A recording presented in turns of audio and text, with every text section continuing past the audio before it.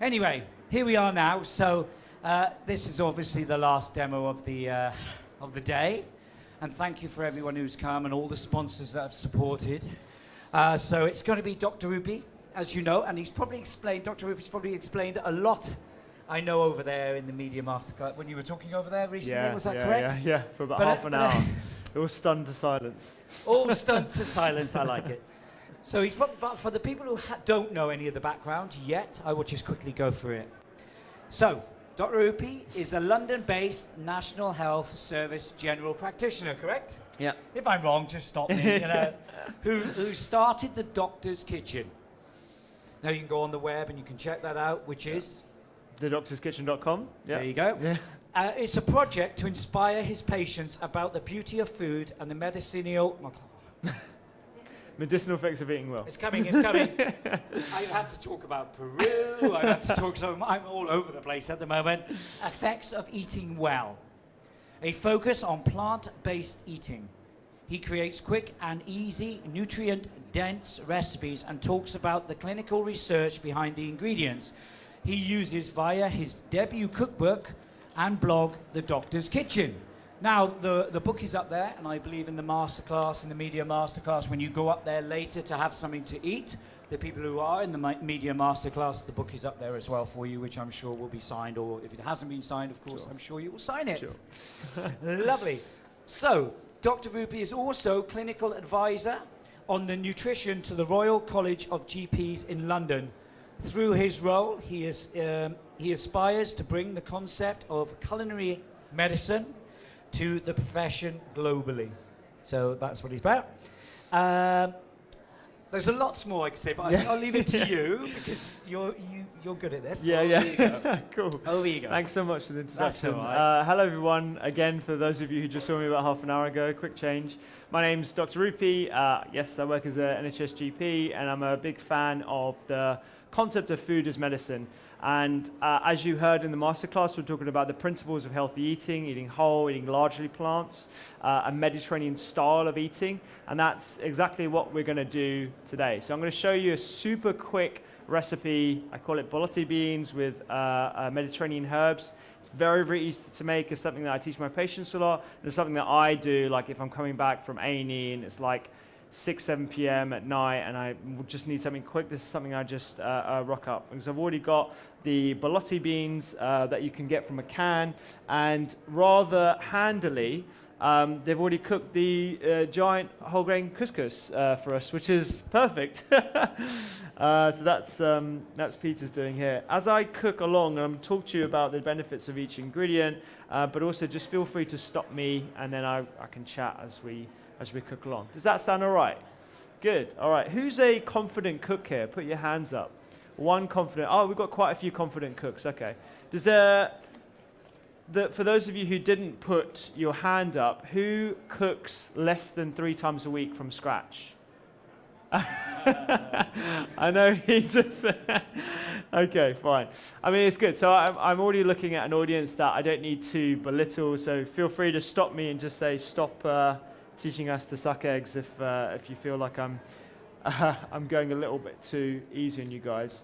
So I'm just going to go in with some extra virgin olive oil. These pans are a little bit hard to use because we're using conduction, but I like to use extra virgin olive oil on low to medium heat. Now there is a bit of a fear factor around using oils in general, and the common oils that I like to use are extra virgin olive oil, coconut oil, whole sesame oil. You know, it's really about the quality of the oil rather than the type of oil in its entirety. So when you look at the sourcing of your oil, you're trying to go for a cold pressed, ideally, oil. And the reason why is because when you heat extract an oil, you can damage the polyphenolic compounds that actually lead to the health benefits of the actual oil itself. So you want to try and get extra virgin olive oil, but not damage them by taking them to high heat. And contrary to a belief that seems to be going out there, you know, extra virgin olive oil actually does have quite a high smoke point. It's around 175 to 180. And really, if you're going higher than that, you don't really want to be doing it higher than that. You want to be doing low to medium heat cooking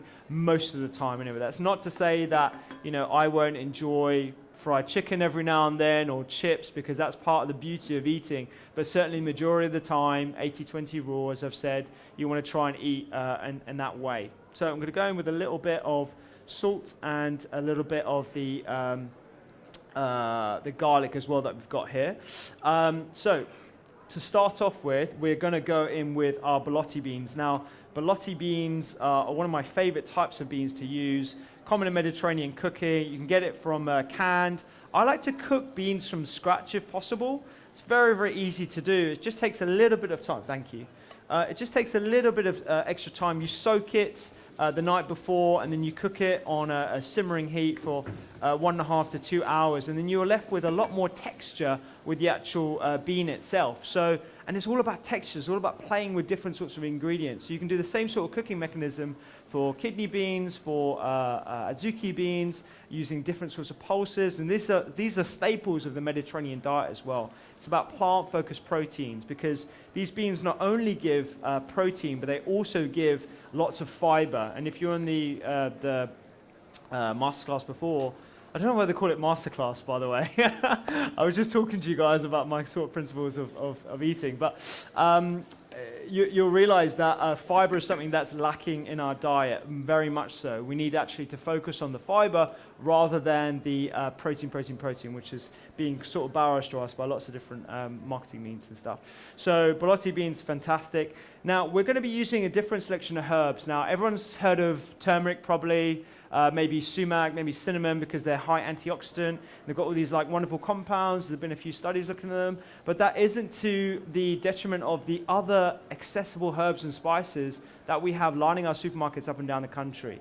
Things like parsley contain luteolin, a whole bunch of different other phytochemicals that are incredible for brain health. You have rosmarinic acid in things like oregano and rosemary and thyme, and these again have been shown to have really powerful anti-inflammatory activity, antioxidant activity that are good for oxidative stress.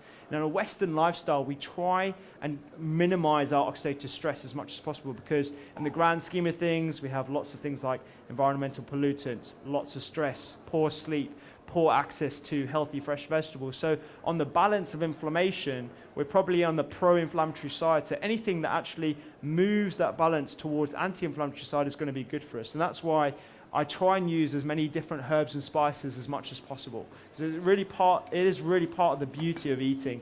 And it also gives these incredible beans tons of flavor, tons of different versatility as well. I could be using lots of different spices in this as well, but I'm going to be going with oregano.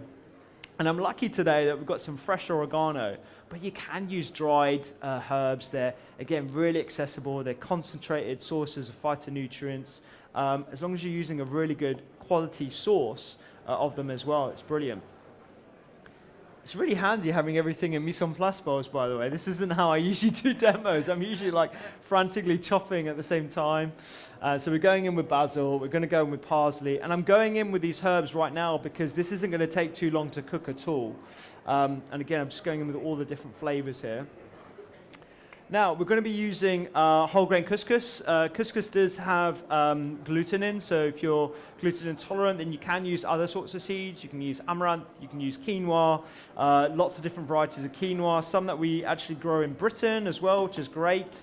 But there are loads of different sources of whole grain carbohydrates that we should be using. I was here earlier, actually, and was it, who was the chef before? Was it Brilliant Cook? The Brilliant Restaurant. Oh, yeah. Yes, yeah, we're talking about Dipna. She said something super interesting about sweet potato not having carbohydrates, and I think there's like a general fear of carbohydrates, that we shouldn't be eating carbohydrates, or we're having, it's not part of like a healthy diet, whereas actually, carbohydrates are essential for our brain health. They all digest into simple sugars, but it's the rate at which they digest into simple sugars that we should be mindful of. And when you combine carbohydrates with a good source of fiber, you slow down that sugar release that can cause sugar spikes, which can lead to inflammation and stuff like that. So, it's more about the quality of your carbohydrates rather than ridding yourself of carbohydrates in their entirety. And just for reference, sweet potato definitely have carbohydrates in, and we should welcome that as well. Okay, so I'm going to be using some Kalamata olives, just a few of these. Great flavor. Again, we're just introducing tons of beautiful flavors into this as much as possible, and celebrating the fact that we're using olive these olives as a flavor enhancer, really. And it's just, something, again, that people are fearful of for a number of reasons. But, if you're using the right amounts that we are here, then it's perfectly healthy to use. So you're 5 a day. What should people, when you hear the 5 a Yeah, day, everything's on the charts and all that. Yeah. What would you say in very simple? So I think, a 5 a day isn't such a bad thing. I think it's a very, reasonable target for a lot of people. What I do have issue with is when people think, like people from the Royal College of GPs, that 5 a day isn't accessible, isn't achievable for a lot of people. And I really want to prove those kind of people wrong. I think it is accessible. I think it's really about education and trying to source the best quality food as possible, investing in our health by utilizing food, and actually showing people that the cheapest ingredients, and something I wrote in my book, the cheapest ingredients are often the most nutrient dense on the shelf. Parsley, for example, red cabbage, cauliflower. When people look at them, and I'm talking from patient experience here, they don't know what to do with it. They don't know, how do I use this? They don't know how to use this cauliflower. How do I make these beautiful things? And when you show them, actually, it can be very, very easy to use and very flavorful. Then they're much more invested in it. So yeah.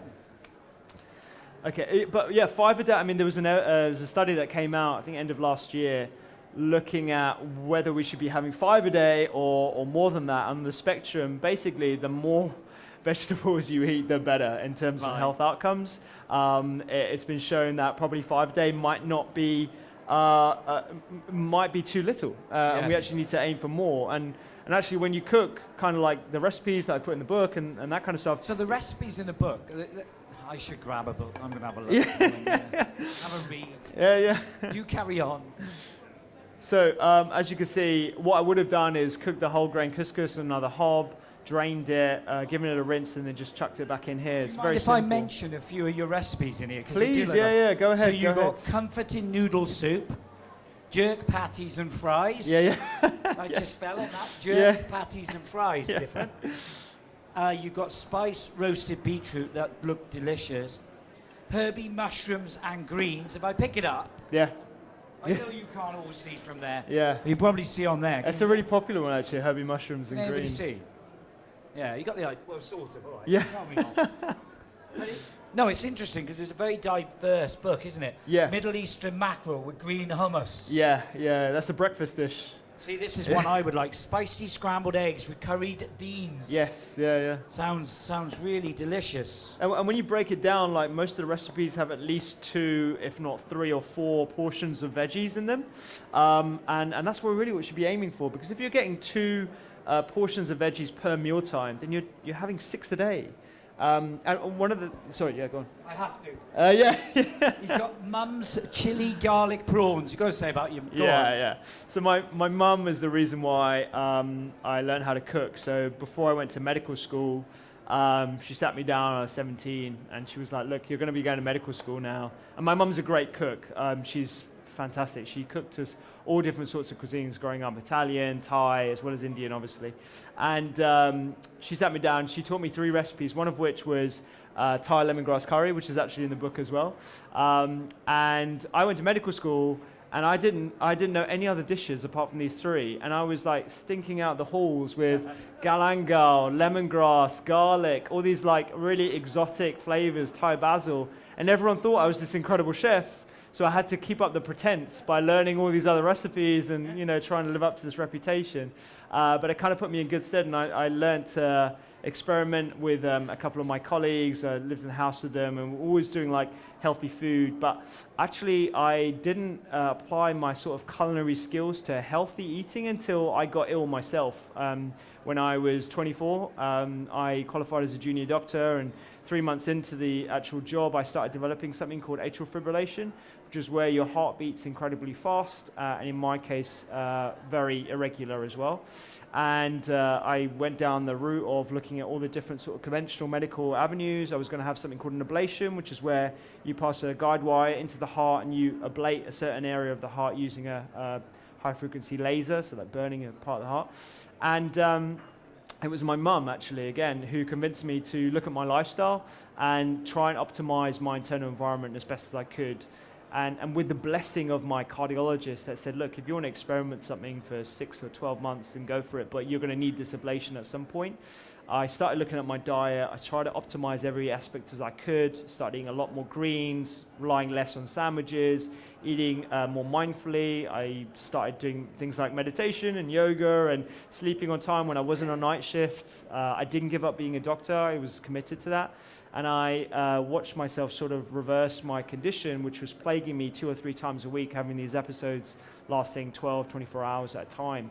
And that's when I started looking at the research behind healthy eating, how food can be seen in a medicinal context, and why really we as doctors need to be having more open, honest conversations with our patients about the utility of food and lifestyle.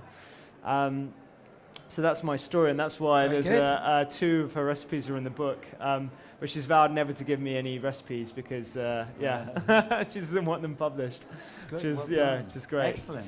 So yeah, that's me. I mean, you saw how quick this was. It's super, super easy to make. It's something that a lot of my patients love making, and I've got most of my recipes are in this vein. It's nutrient dense. It's very, very quick and simple, but it's also focusing on flavor as well as function, because if you don't have flavor, you lack the enjoyment of eating, and nobody that I know that's come in ever to my clinic or hospital has ever talked or raved about a kale salad.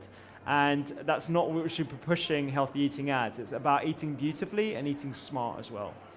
So what's next for you? What's in the pipeline? What's planned? What is next? So Culinary Medicine is the non-profit that I started, as you guys know, teaching doctors how to cook as well as the foundations of clinical nutrition. I also have big aspirations to make this a wider thing, having more collaboration with the food industry, fresh produce particularly, which is why I'm very proud to be here, even as a delegate. Ambassador. Thank you very much. An ambassador, yeah. It was very nice of you guys to invite me as an ambassador, but even as a delegate and, just chatting to people here has been awesome. I want to try and create a way of teaching people and nudging people toward healthier lifestyles. And I find probably the easiest way to do that might be using digital technology and creating some sort of course or app where people can actually learn about how to teach themselves to lead healthier, happier lives. And it's how we move and how we think and how we rest, as well as what we choose to put on our plates. But I find this is a very good way of tempting people toward a healthier lifestyle. Yeah. And as you said, with the recipes in the book, they are simple, they are good, so you can do them at home. And I think that's the most important thing. Absolutely, that they're not too foodie, how should we say? Because the trouble is, if they're too foodie, I know from experience, a lot of people say to me, I ain't going to try that. It's got 50 ingredients. Exactly, yeah. And I have to stop myself sometimes from being too foodie, even though I'm naturally a foodie. Yes. From being a little bit too extravagant with the ingredients. I think I made, it's not in the book, but I made a seaweed pasta with seaweed as into pasta ribbons and stuff, and mixed that with girolles and garlic and all these different flavors. And I remember my publisher was like, where do you get seaweed pasta from? Like, it's impossible to find. So, yeah, I need to marry that. I mean, these are all bought from a local supermarket. And fantastic. A thing that I do, so I work in A&E as well, and one of my consultants, who's a really big fan of lifestyle and what I do, he's challenged me to come up with 3 recipes every newsletter that I put out to the Royal College of Emergency Medicine. So I go across the road, every time I do a shift, I go across the road to our local supermarkets and mini Tesco's. Other supermarkets are available. There's Monge 2 there, there's cauliflower, there might be some tender stem broccoli, and I'll literally pick up a few ingredients and make something when I go home. It might be a paella, it might be something like this with some canned beans, it might be an Indian curry dish. And I'll share it with my consultant and say, look, I literally got this from across the road, and I know a lot of A&E practitioners, just like I would do myself, will just go straight to the takeout at like 10 p.m. when they finish shifts, because that's the easiest thing to do. Whereas I'm trying to educate not only the public, but also my own profession about how they can look after themselves, because it's a big, big problem, and not a lot of people are talking about it, that healthcare practitioners are actually more at risk of health issues compared to the general population. 1 in 2 are obese. We have greater incidence of diabetes, mental health disorders.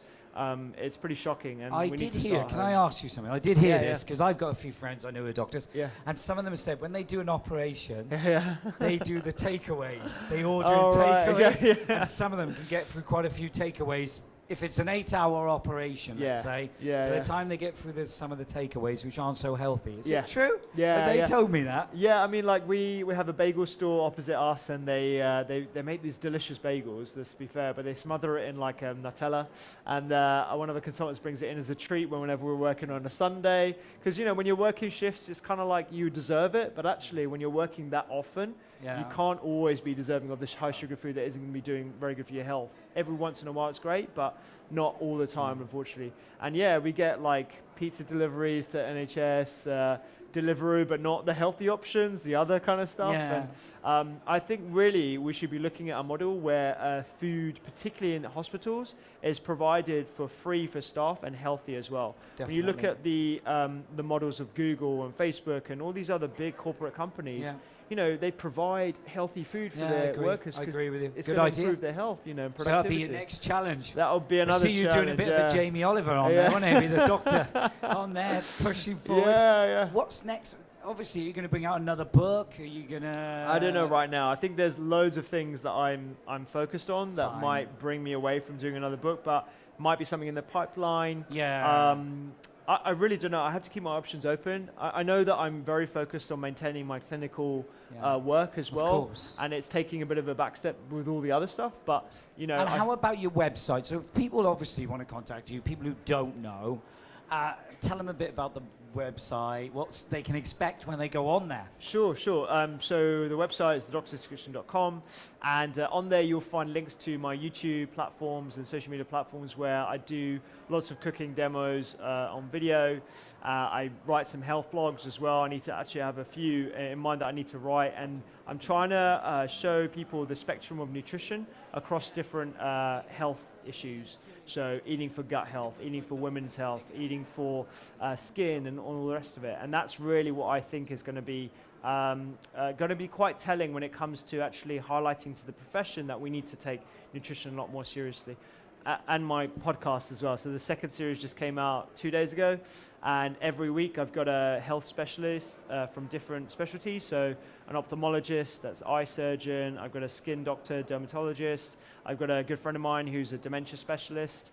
And we all talk about nutrition and lifestyle and how it's related to that particular field, and why actually eating this way isn't just for your weight or your heart, it's actually for the entire internal ecosystem. What do you reckon then, guys? All nice and quiet. Yeah, I know. Nice and quiet. That's good. Do you want to ask any questions before you go up there? The media master, people who are in the media can come up here and sit down. They'll have try the dish, and they'll have a nice glass of wine as well. But I won't direct you up there yet until if there's any questions. Do you want to ask? You're going to get to before try you this go up? over there. So salt content is a really interesting one. I think it's very easy to demonize just one thing. Salt has been traditionally referred to as something that hypertensives need to be aware of. When you look at the research studies, actually, not a lot of people are salt-sensitive hypertensives. That isn't to suggest that we should all be eating as much salt as we can, because it's the same thing with saturated fat. Everyone's thought, oh, butter is back. I'm going to put butter in my coffee, butter in my bread, butter in everything. So you've got to be careful about that. I do think there are some connections with excess salt and negative effects on the microbiome, and also negative effects on inflammation as well in the body generally. Also, you want to look at where you're consuming your salt. So I'm consuming a little bit of salt in the context of a colorful, plant-focused meal. If I'm going to be consuming excess salt in the form of processing food, which have very high salt contents and high sugar as well, and poorly refined carbohydrates, then that's not going to be very helpful for you. So using salt in the appropriate amounts, as you would do fat, as you would do, things like butter, then that's perfectly healthy. And I don't think we should be fearful of salt in the same way we shouldn't be fearful of any really salt foods, apart from trans fats. Please stay away from trans fats. Those are really poor quality and very, very related to cardiovascular disease outcomes and high inflammation. Anybody, any more questions before the media go up and take your seats? No? Yeah, go for it. As a doctor, if I came to you and said I had a specific problem, Yeah. would you advise anything specific in a diet, or is yours very general? It's a really good question. So one thing that I talk about in the book actually is we don't want to use food like a pill. you want to use food in the context of your lifestyle, right? So it's pointless me saying, you've got arthritis or you've got diabetes, have this food, it will help you get better. Because I'm using, in that context, I'm using food like a pill. You might as well just take the pill. You want to get to the root cause of why so-and-so has diabetes, why someone got arthritis. Try and optimize their environment as best as possible, and then using food and the rest of the lifestyle factors, then you probably get some resolution. Because if you use it in isolation, don't change anything else, it's no better than using a pill. To use myself as an example, if I did some research and found extra virgin olive oil is going to get away my atrial fibrillation, that's not going to work, because I needed to optimize my sleeping regime, my meals around that sort of extra virgin olive oil and breakfast and all the rest of it, the exercise regime that I was on. All these other factors really, really have a role. So it's about food in the wider context of the root cause of the problem. So thanks for asking that question. It's a really important one. Anybody else?